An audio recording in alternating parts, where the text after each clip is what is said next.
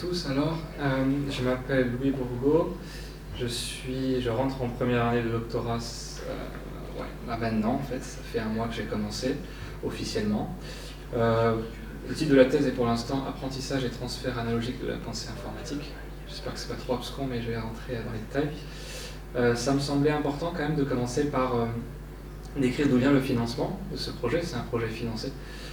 C'est un projet qui a le éponyme en fait au titre de la thèse, qui s'appelle le projet Astrapi, qui est un projet financé notamment par les fonds suisses et aussi par l'ANR.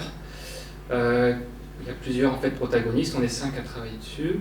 Je suis encadré par André Tricot, professeur à Paul Valéry, et aussi par Pierre Sounikin, qui est porteur du projet de l'ANR et qui est lui professeur en sciences de l'informatique. Et donc c'est un peu une thèse pluridisciplinaire, en tout cas on va essayer de faire ça, même si bien sûr on sera plus porté sur la psychologie. Et de l'autre côté, en fait, on a aussi le laboratoire de Genève qui travaille avec nous, avec le professeur Emmanuel Sender et sa doctorante qui s'appelle Margot Tissot. Je vais vous expliquer un peu pourquoi après on a fait cet organigramme intéressant. Okay, donc déjà, pour commencer, qu'est-ce que la pensée informatique? C'est en fait, elle a été définie en 2006, en tout cas par Janet Wing, notamment comme un ensemble d'activités ou d'habilités qui nous permettent en fait de résoudre des problèmes. Donc c'est vraiment très général, comme la décomposition, l'abstraction, la reconnaissance de patterns, l'algorithme. C'est quelque chose qui revient beaucoup à la mode dans un monde qui se technologise énormément. L'interaction entre l'homme et la machine, c'est quelque chose qui va devenir prédominant, mais qui est déjà, mais qui va encore prendre de l'importance. Et donc ce sont des compétences qui sont importantes, mais surtout Janet Wing elle le défend comme des compétences générales que tout le monde pourrait développer, et notamment qui peuvent être utilisées sur un ordinateur ou par un être humain. Ça c'est vraiment une notion importante.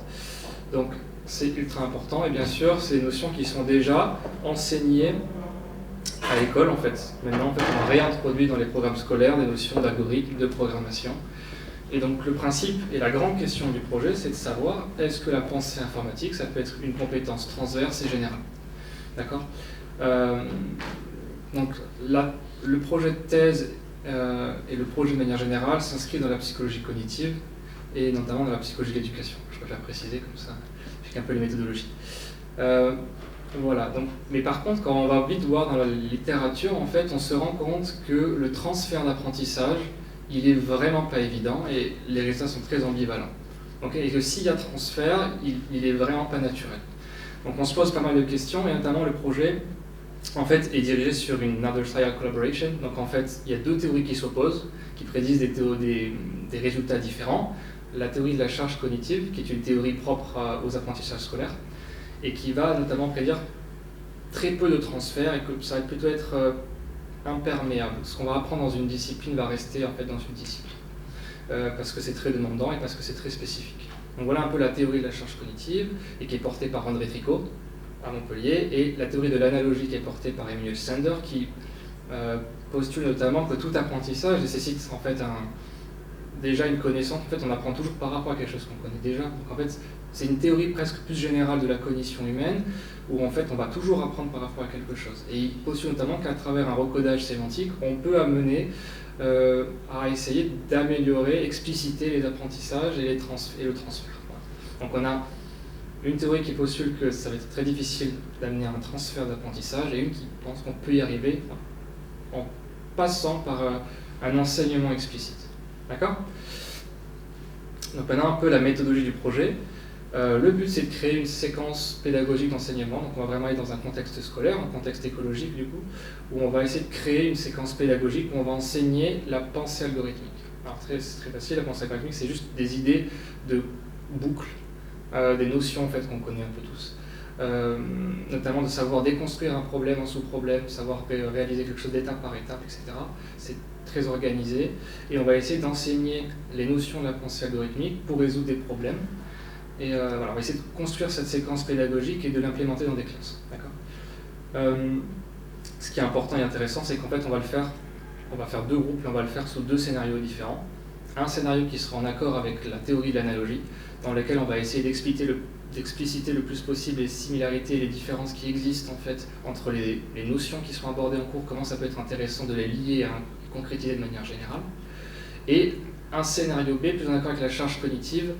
Je ne sais pas si vous êtes si vous connaissez un peu, mais non, on va beaucoup commencer à montrer en fait des problèmes qui sont déjà résolus, qui permettent de diminuer la charge cognitive, et ensuite, avec l'expertise de l'élève, de lui faire résoudre des exercices qui sont maintenant à faire. C'est une méthode qui marche très très bien dans la théorie de la charge cognitive. Donc voilà, on a ces deux scénarios, on va faire par le même matériel, deux scénarios différents. Une sur l'analogie et une sur la charge cognitive. D'accord ? Et ensuite, on va essayer donc d'évaluer comment en fait les élèves arrivent à résoudre des problèmes avec la pensée algorithmique, avec des notions de la pensée algorithmique, et ce en fait dans des problèmes qui auront déjà été vus, parce que dans la séquence pédagogique, ils vont devoir utiliser une notion de la pensée algorithmique pour résoudre des problèmes, un problème de SVT ou un problème de mathématiques ou un problème par exemple de géographie. Donc on va juste évaluer ce que j'appellerais l'apprentissage initial, comment est-il transféré de manière juste primaire, est-ce qu'ils ont bien compris les notions, et ensuite une deuxième évaluation qui elle va évaluer la notion de transfert, comment utilisent-ils maintenant ces notions qu'on a vues pour résoudre des problèmes dans des disciplines qui n'auraient pas été vues. Donc j'ai pris un exemple, histoire et chimie, d'accord ? Voilà un peu l'ossature, qui en fait c'est l'ossature générale, on a le problème de sa genèse, donc c'est un peu le début où on réfléchit sur tous les problèmes logistiques en plus, qui sont liés quand on fait des expériences en milieu écologique, et voilà à peu près à quoi ressemblera l'expérience. Bien sûr, moi ce qui m'intéresse beaucoup dans cette thèse sont les déterminants psychocognitifs, c'est ça qui m'intéresse le plus, et notamment la notion de raisonnement. Et une grande question qu'on peut se poser, c'est est-ce que la pensée algorithmique, est-ce que les notions de la pensée algorithmique permettent d'apporter des bénéfices dans le raisonnement humain, okay ? Est-ce que ça permet en fait notamment de diriger, d'organiser notre pensée, de raisonner étape par étape ? C'est très intéressant de se poser la question, parce que c'est un peu le sous-tendu du projet. Est-ce que la pensée informatique, elle est intéressante de manière générale ? Est-ce qu'on s'appelle une compétence générale juste de réflexion ? D'accord ? Et notamment, la question la plus pertinente et la plus importante, c'est la question de transfert. Tout apprentissage est une question de transfert. D'accord ? C'est clairement en fait ce qui est le plus important en psychologie de l'éducation. C'est une question primordiale de la psychologie de l'éducation. Comment on fait pour transférer nos apprentissages ? Donc, comme j'ai un peu de temps, je vais un peu rentrer dans les détails. Je voulais faire juste une présentation sommaire, mais ça va peut-être vous intéresser. Le transfert, comme je vous dis, pour moi il y a deux sortes de transferts. Un transfert un peu initial, de savoir déjà aucune situation n'est identique à celle dans laquelle on a appris quelque chose, d'accord ?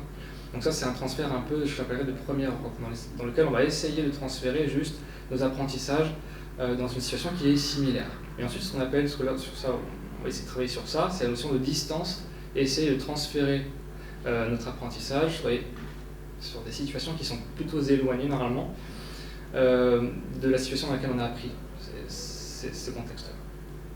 Et ça, c'est ce qu'on appelle le near and far transfer, donc c'est plus ou moins proche. Les connaissances les apprentissages qu'on va faire, on peut plus ou moins les appliquer de manière distante en fait. On appelle ça un transfert horizontal. Okay.